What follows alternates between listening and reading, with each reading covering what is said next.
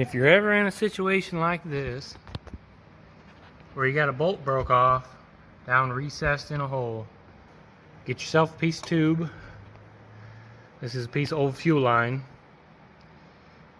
And go ahead, hold that down in the hole like that, and then run a stick electrode up the tube, welding the bottom part of the tube to the bolt head.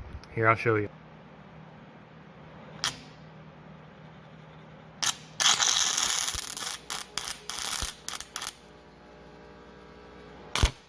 Let it cool.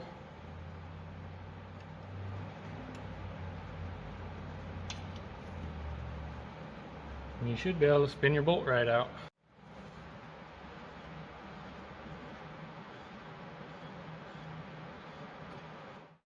It's not pretty, but it works.